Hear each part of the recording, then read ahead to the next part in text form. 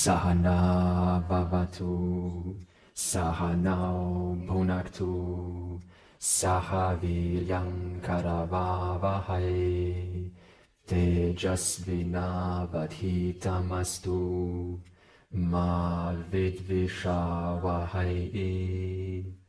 Om Shanti, Shanti, Shanti. Why did we start with this prayer? Because it's a very popular prayer and it allows us to recognize something very important. And that is, you see, when there's a connection, as is starting to happen now, there's a certain dynamic that goes on, for example, between you and someone that you know, or you and a friend, or you and a teacher. So there's always a dynamic going on, right? And this dynamic has to be healthy, relatively healthy. So healthy for whom? Just you or both? For both, right? Now, why does it have to be healthy? It has to be healthy because according to the prayer, what the first line, Sahana Vavatu, is let us be protected. Protected from what? Well, there are many unknown variables that we need protection from. We need protection from our own inner conflicts that can kind of block us, that can say, what am I doing here? Who are these people? And, who is this teacher? So we need protection from that. We also need protection, health, physical health protection, protection from your knowledge remaining pure and complete and available, especially when you need it most. So we need protection. Sahanao Bhunaktu. So let us be nourished. Nourished. Okay. What does this word nourishment mean? This is a rhetorical question for now. Don't worry, I'll start to ask you real questions soon enough. But for now, what does the word nourishment mean for you when you're nourished by knowledge, when you're nourished by wisdom, when you're nourished by a certain sense of guidance and direction? What happens when you're nourished? How does that feel to be nourished? By a sense of safety, security, love, openness. In other words, let us both, not just the teacher, but the student too, be nourished with wisdom. Especially only in the class? No. Especially when we are outside. So we'll make a little class over here. Okay, this is a class with a chimney. So we want to be nourished not only inside the class, but especially when we are on the road or in the shopping center, or you're driving, with your car and there is a slow driver in front of you. And you're like, oh my God, this driver, and there's no way to overtake them at all. What do you think about that in that moment? I mean, here you are, an adult, all the knowledge, experience, 40 plus years of experience. What kind of a thought process goes in your mind when there's a slow driver in front of you? Why doesn't he drive? Are you looking for the next opportunity? Where am I going to overtake them? Or, hey, he or she has the right to drive the way that they are driving. They are driving in that manner for their own reasons. It may not be my own reasons. They have the right to this road as much as I do. They also pay taxes. What do you really think? And where does it sting you, when you see that sense of impatience? Where does it really get you? That's what we're talking about. You need to be nourished so that when you walk out of class, this knowledge is holding you in the palm. And you're saying, okay, let me now use the knowledge and apply it onto the driver. Okay, let me think differently about the driver. Wouldn't that be cool? Yeah, I tell you, just the other day, I called myself also. Every morning, I go to the running field. I'm a runner, and people are always in the morning. The kids are taking to work, and I live in an area where there's older folks, like 60s, 70s, 80s. And, I'm a young fella, so I just want to go to my destination. And for the longest time, I thought, my God, one thing that really gets me is slow drivers. And then it just hit me one day, hey, this is something to work on, Andre. And I thought, okay, let me transform this irk for slow drivers into a spiritual practice. And I thought, excellent. I don't need to stay home and think about this. I will just wait for a slow driver so that I can exercise patience. And I can say, you know what? Thank you for allowing me to take it slow. You're teaching me how to be slow. That's my balance. Isn't that a cool thing where you can convert life struggles into a spiritual practice? So the question is, what is it that irks you, that really gets to you? That's what we're talking about. Knowing that, I want to be nourished with the knowledge. And it's a really pretty, beautiful thing to know that you have broken through. For the longest time, you have broken through only because you chose to. Therefore, the power of choice is in your hands when you're nourished. Sahaviryam karavavahai. In other words, may we both make an effort. Can you actually accomplish anything that's worthwhile without effort? Proper, persistent, consistent effort. No. Everything great accomplished requires effort. Now, who requires effort? Just the teacher or both? Now, I am not really giving you a choice in these 7 days. You are going to be doing effort whether you like it or not, and it's going to be fun. And I've set up the whole thing, so no need to worry about effort. Tejasvinavadhitamastu. In other words, here you are with this amazing instrument called the mind, and you have abilities. And these abilities sometimes are sleeping. Unless you're put in a situation where you are demanded to express your abilities. Have you ever been in a time where you thought that you were maybe mediocre or not so good at something, and then you were put in that situation, in a particular situation, and it demanded a certain energy out of you, and you were surprised what comes out? Have you ever been in that situation? Isn't that amazing?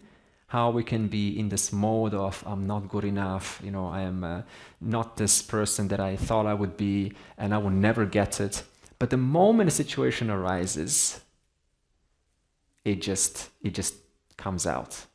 So I want in this retreat for this ability to come through, and I've designed it like that. Isn't it true? Look at this, that we have all taken our time out for the next 7 days, and we have gone through a certain amount of decision making to be here. Isn't it then fair to say that let's make the most out of it? Isn't that fair? You got a whole year. Let's take 1 week out of the whole year to make the most out of it, to put all you got effort, to give it all you got. Let's be exhausted by the end of this retreat, like totally fatigued out, but you've applied more work than you otherwise could have on your own. Is that a deal? As I said, I made it like that anyway, so whether you want or not, you watch. Okay? So let our abilities be brilliant. May we shine. Okay, may we shine. Ma vidvishava. Hey? See, everyone, you and I, there's not one person who is completely free from inner struggles. And this is the truth. And it takes courage to admit this. And the 3 kinds of struggles that everyone has are inner, personal struggles. And in Sanskrit, we call this adhyatmika. Now, adhyatmika in one word means personal, right? Personal struggles. Okay. Now, there's 2 kinds of personal struggles. There is physical, and there is conscious. Conscious. Now, physical struggles are something that we can relatively address, right? So if you have a sore back, then give yourself, some, love and address that. If you have a headache, we can, take a break and sleep for a moment. So whatever arises in this retreat, take care of your body, and not just in the retreat, but throughout life. So I strongly believe in exercise because exercise is scientifically proven to have your, blood flowing to the brain, and it helps you so much as the body gets older, because one of the highest fatalities, early fatalities of premature death is, do you know which one? Heart attacks, but also falling. That means weak legs. And it's not a surprise because today we don't exercise that much, and we are, required in that sense to apply some physical effort. And I would like us to. Did you say Tai Chi by any chance? Who's leading that? I don't know. I will. I can. There might be someone who is I can. Yeah. going to lead him. Yeah. So whoever it is, I can also lead us through Tai Chi, and so that will be very fun.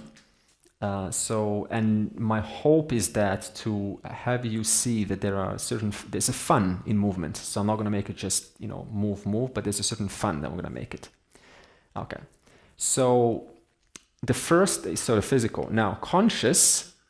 See, suppose you were in a childhood where your father was an authority figure, and the father suppressed you, right? And you couldn't quite express yourself. And you built a certain kind of resentment or a certain resistance to authority figure. So now whenever a male teacher comes forward, what happens? Your unconscious mind resists. And then what happens? You withdraw or project. Project onto them. That means whatever's feeling, whatever's arising, I project onto them. It's them. It's they're causing me to feel like this. Very common. The second is I withdraw. That means, and I can see this when a person just sort of starts to withdraw, and they start to back away from the group. And again, I'm not going to allow this to happen because I've been on so many retreats where even I found myself withdrawing. And so this withdrawal is unconscious. We start to compare ourselves. I don't belong here, or I'm not, kind of the right person to be here. All of this can come out. Seen it before so many times. It's so predictable. Project, withdraw, and retreat. Okay? So these three can influence your ability to learn. Same thing with a female teacher. We have always this kind of, with a male teacher, with a female teacher. Okay? Now, so Adhyatmika. Now, of course, we got environment. Okay? So this is basic, let our environment be suitable. Isn't it lovely to have a home where your environment supports your learning experience? Where you surround your environment with, deities or pictures or colors that really, makes you feel like I'm home and I can learn. And it's wonderful to be here. Isn't that wonderful to have that place? I wonder what your house looks like, or your room looks like. If I walk into your room, would I be inspired by it? Would there be a mess? What would your room look like? Would there be any pictures? What would be on those pictures? What would those pictures mean for you? Are they random? Are they personal for you? Did they remind you of your childhood moments where it invokes emotion? Do they bring a certain homeness to that? Do you look forward to going back into your little room? Environment can go a long way. And then Adhyatmika, and then this is Adhibhautika, and then Adhidaivika. Daivika. Okay. Carl Jung, you know Carl Jung? Yeah, he said something very interesting. As long as something remains unconscious, it governs your life. Until you make the unconscious conscious, you remain spontaneously unconscious without even recognizing it. So when we say Adhi Daivika, is that let all of the unconsciousness that is guiding my life, let that come out. And that will come out in the Bhagavad Gita, because that is what the Gita was designed to bring those things that are governing our behavior, to compare, to judge, to opinionate, to have a low self-esteem, to sometimes have a high self-esteem, to be distant from the group. All of these things need to come out. Until they come out, they govern your decisions, how you look at yourself, your relationship to God, relationship to the world, and your overall life experience. Therefore, all these three, we pray, let them be, relatively healthy so that we can have a learning experience and have a wonderful transformation. So that's the prayer, and that's what we have chanted so far. We are going to learn a topic called the Mundaka Upanishad. Now the word Mundaka means shaved head. See, the Upanishads, they are philosophical texts and they deal with the nature of reality. And there are different themes, so every Upanishad has a different theme, just like a book about one culture and another culture. They all deal with cultures, but they show you different aspects of culture, human culture. So now the Upanishads show you different aspects in fact, they show you only one reality, but through different possibilities, through different ways of pointing you to what is true, what is always ever true. And the word Mundaka, why does it mean shaved head? Like, what does this mean? What's the symbol behind this? In those times, we had the rishis or sannyasis. Sannyasi is someone who has recognized that there is more to life, and therefore they've dedicated all their time to the pursuit of knowledge. And so what they did was they shaved their head because the hair, did I say shaved head? Yes. Because the hair is something that we're very attached to. Now, when you shave your head, you cut your hair off, that is a very difficult thing to do. Can you imagine that? Right? So there's a certain attachment to our hair. And so when you get rid of this hair, you're really saying to the world that I am exclusively dedicated to something that is very important. And it is a symbol of your own commitment to knowledge. So this Mundaka Upanishad used to be for those who are exclusively looking for the truth. That's all their minds entertain all day. What's the nature of reality? What is God? What is my relationship to all of this? How did this world come? What happens after death? They only are interested in one topic alone. We call this self-knowledge. That means the knowledge about the self. And this knowledge was, propagated through a certain lineage. And the word lineage is, you can think of lineage. For example, you are here today because of your parents. Your parents are here because, or they're not here, but suppose that, why do they exist? Because of their parents. So now whatever their parents have taught your parents have passed down onto you. So the person that you are today more or less reflects what your parents have taught you. And so this is what we call a lineage. So it's a continuation of a certain line of thinking. Thinking, okay? Now, in the Mundaka Upanishad, what it's going to say is who is the first source, right? Where does all knowledge come from? You say, well, from, the first man. But then when did the first man, learn how to, make a fire? Does this mean that fire making skills were not there? and then man invented how to make fire? No. The stick was always there. The straw was always there. You just had to find a way to take a stick and create friction and make fire. So the potential for knowledge was there all along.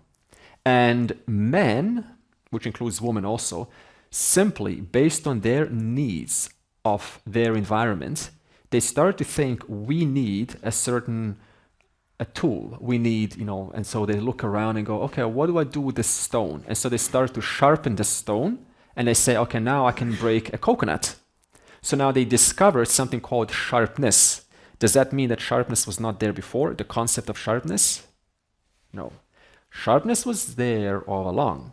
So men come to discover knowledge. Now, in the Mundaka Upanishad, it says that the first creator is Brahma. That means all knowledge originates from Brahma, the creator. It's just a Sanskrit word for creator. Not Brahman, but Brahma. Okay? That's a long A at the end. It's just a Sanskrit word, means creator. Now, whatever your definition of creator is right now, it doesn't matter, but it comes from the creator.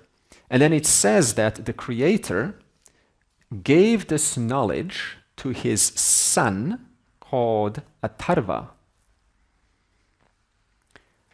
And then the son called Atharva, now you're probably thinking, right, what creator? How can creator, who's the son now, right? Creator, which creator are you talking about? Which son? Poetry, just poetry, relating poetry. Then Atharva gave knowledge to another rishi called Angir. And then Angir gave knowledge to Satyavaha, Satyavaha to Angiras, and Angiras finally gives it to Shaunaka, who is the student. And Shaunaka will ask a smarter question to his teacher than 99.9% of people ever ask. No matter what age a person is, Shaunaka is going to ask an extraordinary question, and we will get an inner working of an extraordinary mind. And if you ask this question to your school teacher, they will be flabbergasted. They will be saying, what? I don't know. What kind of a question is that? And yet, the teacher will have an answer. Now, the Mundaka Upanishad also has some of the most well-versed and well-quoted examples in the Upanishad literature. For example, you've heard of the spider analogy. What is the spider analogy you want to show us? Like the spider. What about the spider? From which the world, from which the web arises. And then it's going to use the hair analogy. What about your hair? What does this mean? It's going to use the analogy of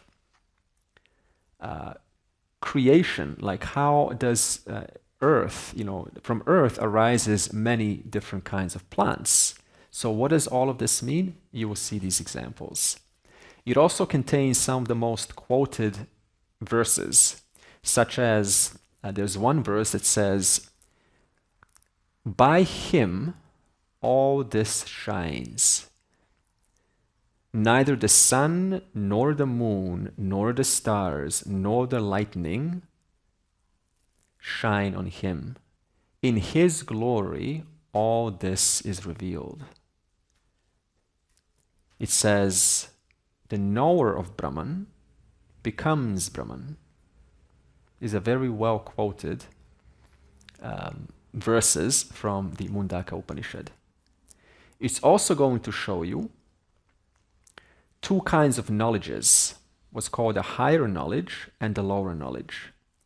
The lower knowledge we're all familiar with, the kind of knowledge that you learn about the world, how to get things done, and all of them have limited results. So if I show you how to play football, then you know football, but do you know tennis? If I show you, chapter 5 of the William Shakespeare what's one of his favorite popular, the, huh? Okay, even it has chapters, right? Romeo and Juliet, suppose, sonnet number 5, right? So suppose I learn sonnet number 5, do I know sonnet number 6? No. Or play number 1, I learn play number 1, do I know play number 2? No. So this means a certain kind of knowledge will always be limited. No matter what you learn, there's always more to learn. So in other words, you can never fulfill yourself because you're always going to be saying, now I know this, but not only do I not know everything in it, but I also don't know something else. So there's this journey of constantly searching for more knowledge, and it gets very exhausting and tiring. And the person eventually sees that no matter how much you know, you actually don't know more than you know. In fact, all knowing really lets you know is how much there is more to know, because I don't know, And the higher knowledge is a knowledge which Shaunaka is going to ask, as I said, a better question than most people ever ask. And this knowledge is called higher knowledge. The knowledge that once you know it, you know everything at once, instantly. And you say, how is this possible? And this will be shown also. Now, this is an introduction to Mundaka Upanishad. So what is Mundaka Upanishad? It is a text that shows the nature of reality, which reconciles differences and shows you the answer to the most deepest questions that you've ever had about yourself, about the world, what happens, what is the purpose of being alive, and why am I here, and what's the purpose of all of this, existence on earth. Mundaka Upanishad, the shaving razor-like Upanishad. Why is it also called the shaving Upanishad? Because what does a razor do, like a sharp thing? It slices, right through ignorance. It slices through the most stubborn notions of humankind, such as there's no creator, we are all just wasting, there's after death, there's nothing after death, or there's no God, or God is benevolent, right? Even these simple, innocent notions like God is benevolent, this also is erroneous, as we will see. In other words, one doesn't understand yet what God is, and Mundaka Upanishad will show you. It starts with a prayer. So the first prayer we've done was a general prayer. And this prayer will answer, what is a spiritual person? Have you wondered about this question? What is a spiritual person? We talk about spirituality, I'm here because it's a spiritual seminar, but what makes up a spiritual person? Let's work together on this. What do you think? Now it's time to open up. So we're going to say, spiritual person, questions reality, okay. So the reason I'm doing this is because the prayer will answer, the Mundaka Upanishad prayer will answer what a spiritual person is. So let's see how close our definitions are to the book, okay? What else is a spiritual person? Living up to his own swadharma. Living up to doing what is to be done. Responds mindfully, yeah, excellent. More senses, more to life. What else is a spiritual person for you? There's no right or wrong answer. So what is the essence of life, maybe? Okay. Yeah, looking for meaning, not in world. Yeah, so who am I? Who is God? What is world? What is world? Yeah. Restless. dissatisfied with life. Okay. Higher values. Values. Do you get that? Yes. So in other words, honors the values. Yeah. See, it's very interesting because I'm asking a certain kind of audience, and I know that my audience is sharp. Otherwise, you wouldn't be here. I do attract a sharp audience, a generally sharp audience. Would I get this kind of these answers if I was asking another kind of audience? No. I see. So even the answer itself is relative, depends on who you are as a person.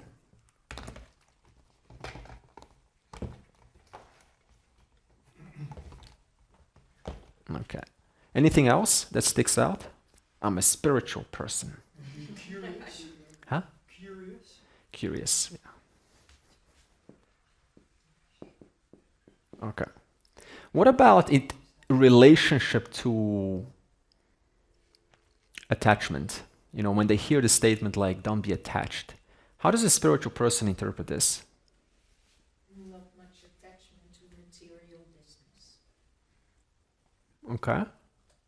So how about we say this? When a spiritual person says or understands not to be attached, what do they really mean by this? Don't be attached. I don't want to be limited. Okay, does this mean that they have a certain... does this mean they stay away from objects? They know that it will end. There will be an end and beginning. It is Yeah. movement. So they understand the fluctuating nature of objects. And this causes them to have a certain relationship where they're not so much kind of, invested into it. You can have like, hey, we're gonna get together, but ultimately, you're gonna have your own, values, your own direction, and so I also may have my own values and directions. So we may eventually, right, go our own ways. Yeah. Success doesn't elate them and failure doesn't depress them. Okay, so success doesn't elate them, and failure doesn't cause them to go off their center. What would make you not go off your center when I compliment you and I say, hey, you are, an amazing person, and you have a relatively equal, right? You appreciate what I said, but then I give you some little bit of a harsh criticism, and you also remain relatively composed. What thought process is going on in your mind to make you have an equanimous mind towards praise and censure? Yeah, maybe just understanding that that person is coming from their own stuff. And Okay. it's not always you. So one moment they might think you're amazing, and the next moment they don't. Mm-hmm. It has nothing to do with you. It's just maybe what they feel inside about themselves. That's a very good answer.